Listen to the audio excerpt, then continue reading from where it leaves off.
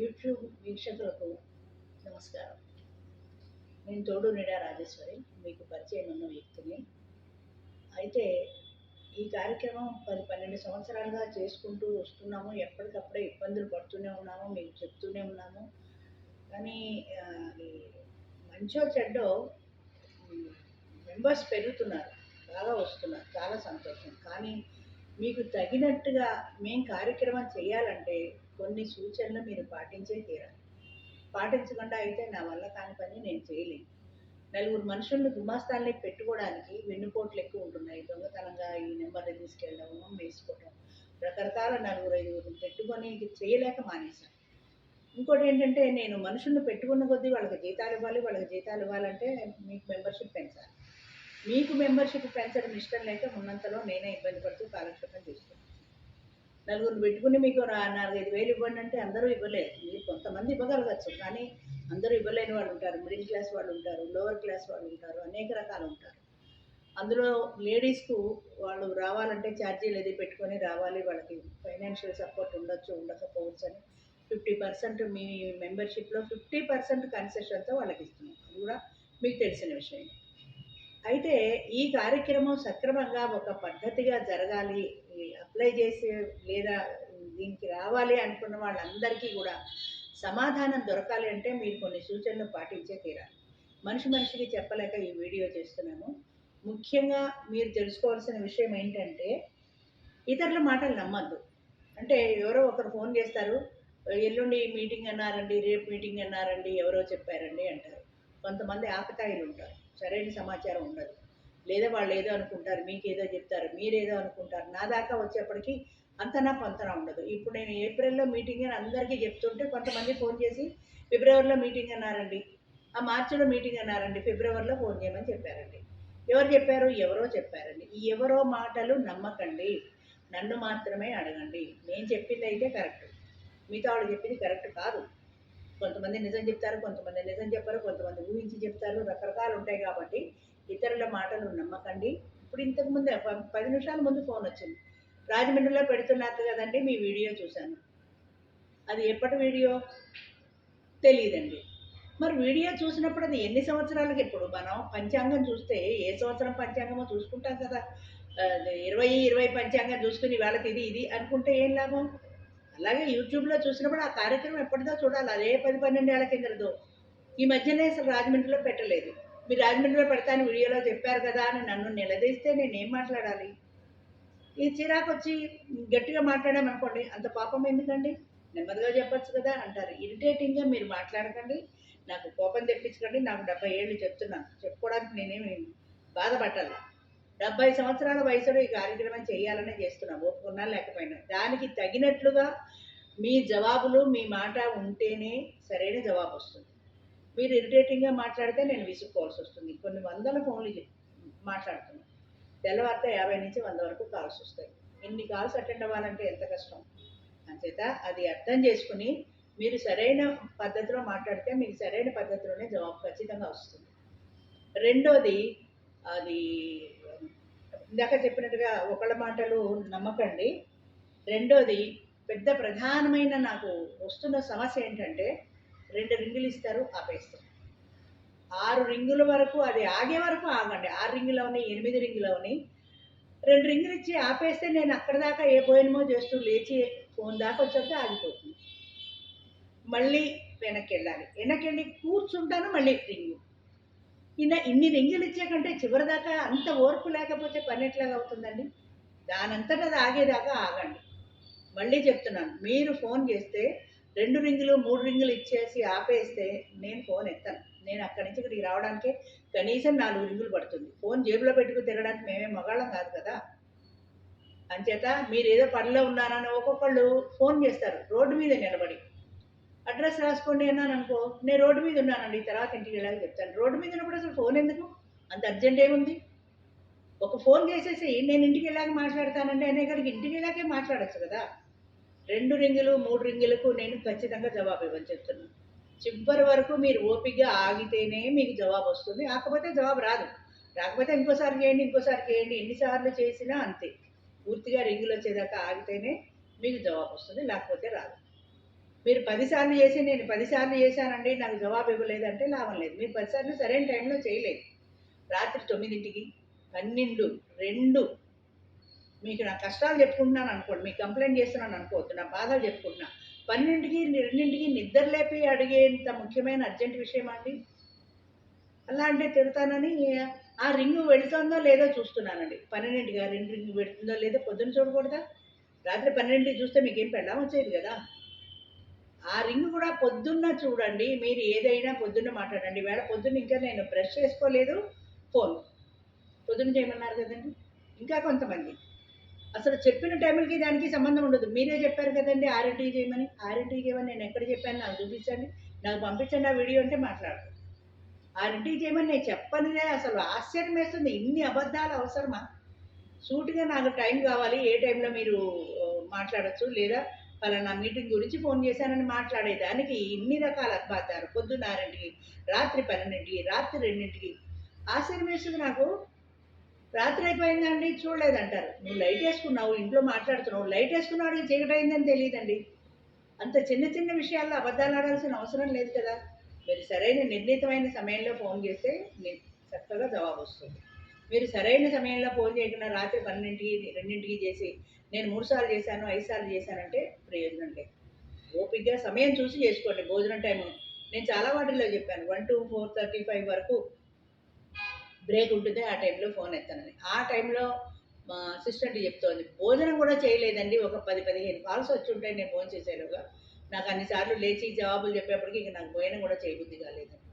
ఇప్పుడు మీకు చేసే పని అవతల వాడు విసిగిపోయి మూసేసుకుంటే మీరే నష్టపోతారు.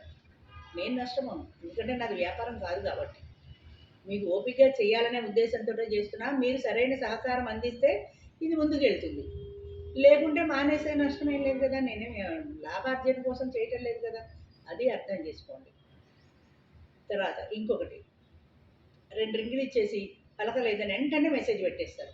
అసలు కొంతమంది ఫోన్ చేయకుండానే మెసేజ్ పెట్టేస్తారు. అంటే నెంబర్ తెలియడం తప్పైపోయింది. ఎంతంత పొడుగు మెసేజ్‌లో నా ఫోన్ హ్యాంగ్ అయిపోతుంది మొర్రో అని మొత్తుకుంటున్నా సరే వినిపించుకోరు. లేకపోతే ఒక దేవుడి ఫోటో పంపాను తప్పా అండి? ఇంకా కొంతమంది ఇది 10 సార్లు 10 మందికి మీరు పంపకపోతే మీకు నరకం వస్తుంది. నన్ను శపిస్తున్నారో తెలీదు, ఏం చేయాలని ఫోన్ చేస్తున్నారో తెలీదు. ఇంకా కొంతమంది వాళ్ళ వయసు, వాళ్ళ బయోడేటా అన్నీ పెట్టేసి ఒక 4, 5 ఫోటోలు పంపేస్తారండి. నాకు నవ్వొస్తుంటుంది. 50 ఏళ్ల వయసులో రకరకాల యాంగిల్స్‌లో ఫోటోలు పెడితే చూసి వరించి పెళ్లి చేసిన వయసా మంది. ఆడపిల్లలు పెడతారు చూసారా పెళ్ళికి 4, 5 ఫోటోలు ఇస్తారు. మ్యాట్రిమోనియల్ వాళ్ళకి. అలా పెట్టేస్తారు 50 ఏళ్ల వయసులో కూడా.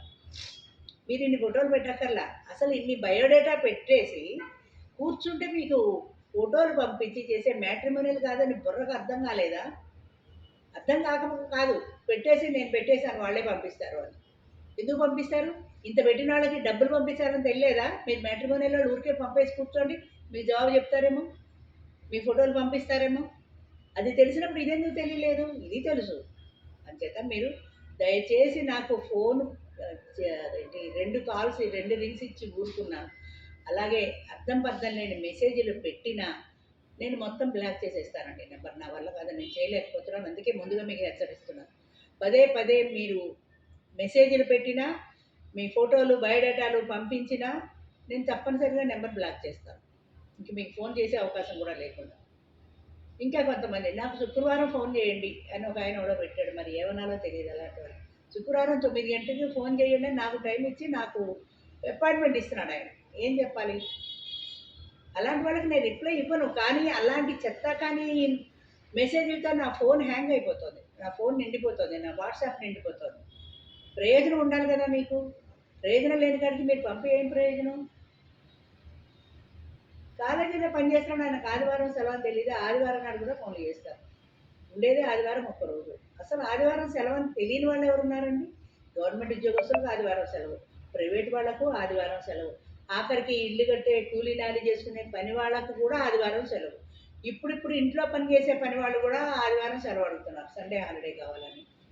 సో, ఆదివారం సెలవని తెలియని వాడు ఎవడున్నాడు అసలు? ఆదివారం సెలవా మాకు తెలీదండి అన్నవాడిని అది వ్యంగ్యం అనుకోవాలా? నిజం అనుకోవాలా? అమాయకత్వం అనుకోవాలా? అతి తెలివి అనుకోవాలా? అర్థం కావట్లా. ఇప్పుడు మళ్ళీ చెప్తున్నాను ఆదివారం నాడు సెలవు ఉంటుంది. ఏదో ఫోన్ చేశారు కదా పాపం అని ఎత్తుతామనుకోండి ఎత్తుతున్నారు కదా అని చేయడం మొదలెడతారు. మీరు మొన్న ఫోన్ చేస్తే ఆదివారం ఫోన్ ఎత్తారు కదండి, అందుకని ఆదివారం సెలవని అనుకోలేదు, మీరు మాట్లాడుతున్నారు కదా అని. పుణ్యానికి పోయి మాట్లాడితే అది పాపం. చేత ఆదివారం సెలవు, టైమింగ్స్ ఫాలో అయ్యి మాత్రమే ఫోన్ చేయండి. ఎప్పుడప్పుడైతే అప్పుడు ఫోన్ చేస్తే నేను ఫోన్ నెంబర్ బ్లాక్ చేస్తే మీరే ఇబ్బంది పడతారు. విపరీతమైన మెసేజ్లు పెట్టినా కూడా నేను నెంబర్ బ్లాక్ చేస్తే మీరే ఇబ్బంది పడతారు. మీకు ఉపయోగపడేలాగా ఉంచండి. దాన్ని మీరు మానుకొని మధ్యలో నష్టపోయి మిగతా వాళ్ళని కూడా నష్టపరచకండి. ఇంకొకటి ఏంటంటే,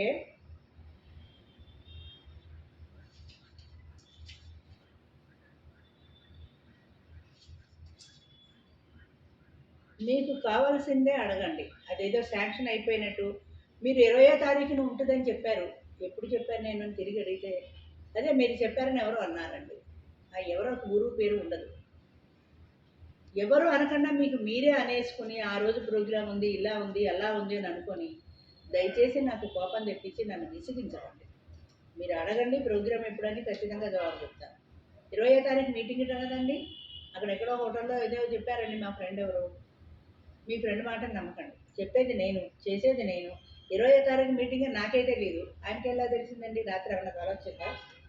అంచేత నేను మళ్ళీ చెప్తున్నాను, సరైన పద్ధతిలో సరైన సమయంలో ఫోన్ చేసినప్పుడు మీకు సరైన జవాబు వస్తుంది. 1 to 2 జనరల్గా లంచ్ టైం, ఎవరికైనా ఏ ఆఫీసుల వాళ్ళకైనా లంచ్ టైం 1 to 2 అప్పుడు ఫోన్ చేసి లంచ్ టైమా తెలియదండి అంటే నాకు చాలా కోపం వస్తుంది. లంచ్ టైం అని తెలియని మురుగులు ఎవరు ఉంటారండి? ఆఫీసులో ఉద్యోగాలు చేసి చదువుకుంటున్న వాళ్ళందరికీ తెలుసు. ఆయన కూడా ఏ సాఫ్ట్వేర్లోనే పనిచేస్తాడు. మొన్న ఎవరో కాలేజీలో పనిచేస్తున్న లెక్చరర్ ఫోన్ చేశాడు, సండే హాలిడే కదండి అంటే, హాలిడే నాకు తెలియదండి. తెలియదనమాట సండే, మరి ఆయన ఉద్యోగం చేయట్లేదా? ఆయన తెలియకుండా ఎట్లా ఉంది? ఎందుకు అలా మాట్లాడుతున్నారు? అంటే ఇది సోషల్ చేంజ్ అనుకోవాలా, మన మనుషులే అనుకోవాలా, మన లక్షణమే అనుకోవాలా? ప్రతి చోట ఇలాగే ఉంటున్నారు. సరే, ఎవరు ఎక్కడ ఎలా ఉండని, 70 ఏళ్ల వయసులో నేను ఈ కార్యక్రమం చేస్తున్నానంటే లాభాపేక్షతో కాదు, అది ఖచ్చితంగా మీకు తెలుసు. మీరు 500, 1000 రూపాయలతో మీటింగ్కి రారు లాభాపేక్షతో నేను చేసేదాన్ని ఒక్కదాన్నే కాబట్టి ఆ మెంబర్లు అప్పటికప్పుడు ఏదో తాత్కాలికంగా వచ్చి సహాయం చేసి వెళ్తూ ఉంటారు. ప్రతిదానికి వాళ్ళు కూర్చొని సహాయం చేయలేరు నాకు. అక్కడికి ఆ రోజుకి చేస్తున్నారు, అదే ఎక్కువ. కానీ చేసేదాన్ని మీరు సక్రమంగా చేయనివ్వకుండా విసిగించిన, బాధ పెట్టినా, నాకెందుకు ఈ బాధ అని నాకు అనిపించినా, నా కుటుంబ సభ్యులకు అనిపించినా నేను చేయలేను. అది మాత్రం మర్చిపోకండి. మీకు సవ్యంగా ఇది సాగాలి అంటే మీరు నా చెప్పిన సూచనలను పాటించాల్సిందే. నాకు ఇబ్బంది కలిగించకుండా మీరు చేసిన నాడు ఇది నడుస్తుంది.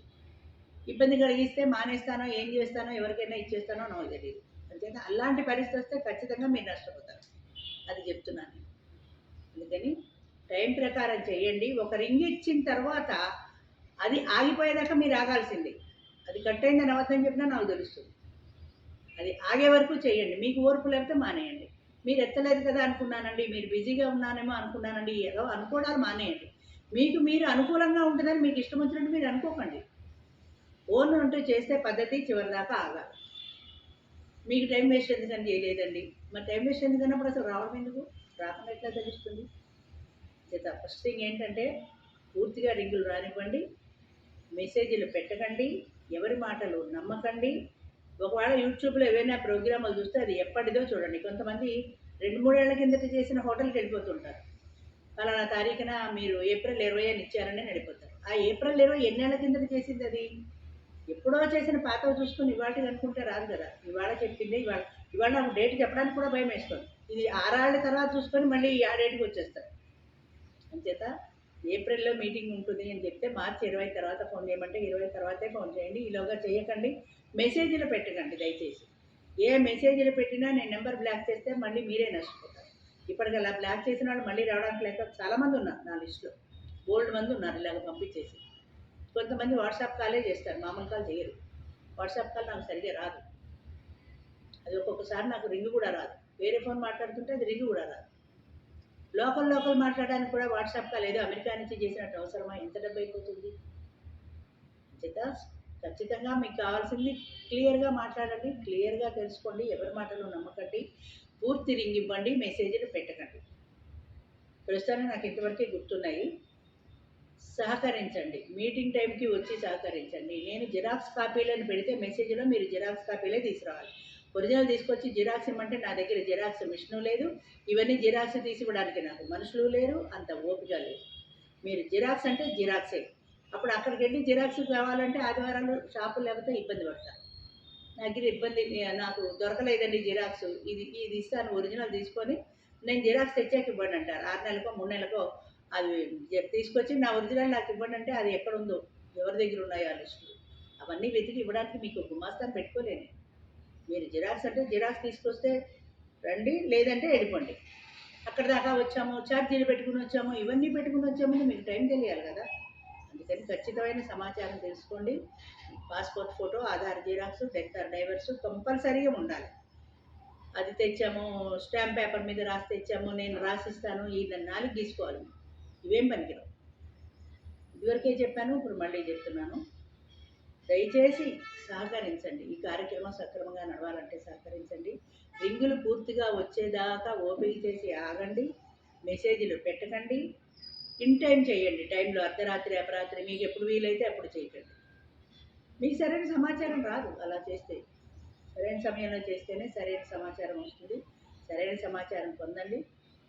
ఒక డిసిప్లిన్డ్గా రండి, పద్ధతిలో రండి. పద్ధతిలో కార్యక్రమం పూర్తి చేసుకుని విజయవంతంగా వెళితే మీకు సక్రమమైన అవకాశం కూడా దొరుకుతుంది. మీకు పని నడవడానికి 3 గంటలకు వచ్చింది ఒక ఆవిడ, ఎవరో మూసేసుకుని వెళ్ళే టైంలో. అప్పుడు వస్తే ఏమర్థమవుతుంది, ఏం తెలుస్తుంది? ఇన్ టైం ప్రకారం రావాలి. టైం ప్రకారం రాకపోతే మేము బాధ్యులం కాదు. ఇంకొకటి, హాల్ నిండేంత వరకు తీసుకుంటాం. హాల్ నిండిపోతే సినిమా హాల్ నిండిపోయినట్టే కదా. ఆ తర్వాత మీరు ఎంత దూరం నుంచి వచ్చినా మేము ఏం చేయలేము, వెనక్కి వెళ్ళిపోవాల్సి వస్తుంది. ఇప్పుడు 9:30కి మీటింగ్ అన్నామంటే 10:30, 1 గంట రిసెప్షన్ టైము. మహా అయితే ఇంకొక అరగంట, 11ంటికి కార్యక్రమం మొదలు పెట్టేస్తాం. మొదలు పెట్టేసిన తర్వాత సగం సినిమా చూసినట్టు అప్పుడు 12ంటికి 1 గంటకి వస్తే అవ్వదు. అది మీరు తెలుసుకోవాలి. అయిపోయిన తర్వాత వెళ్ళిపోమన్న తర్వాత వెళ్ళిపోవాలి. అది హోటల్. ఆ రిసెప్షన్ దగ్గర కూర్చొని అక్కడ వెళ్ళాలి, ఇక్కడ వెళ్ళాలి, మా బస్ టైం అవ్వలేదు, రైలు టైం అవ్వలేదంటే ఇక్కడ ఎందుకు, స్టేషన్లో కూర్చోండి, బస్ స్టాండ్లో కూర్చోండి, ఇక్కడ కూర్చోండి. హోటల్ వాళ్ళు కూడా ఇబ్బంది పడుతున్నారు. ఇంకో 2-3 సార్లు పోతే హోటల్ కూడా అయిపోయింది. అందుకని డిసిప్లిన్ పాటించండి, దయచేసి క్రమశిక్షణ పాటించండి. మీకు అందరికీ ఫోన్కి జవాబు దొరుకుతుంది మీరు పద్ధతిగా చేస్తే. నా బాగా అర్థం చేసుకున్నారని అనుకుంటున్నాను. ఎంతవరకు అర్థం చేసుకున్నారో ఇక్కడి నుంచి వచ్చే ఫోన్ కాల్స్లో తెలుస్తుంది. అది మేము చూడలేదండి అంటే అది నాకు సంబంధం లేదు. మీరు చూసినా చూడకపోయినా నేను చెప్పడం అయిపోయింది, మీరు ఫాలో కావాల్సిందే. ఓకే, థ్యాంక్ యూ, నమస్తే.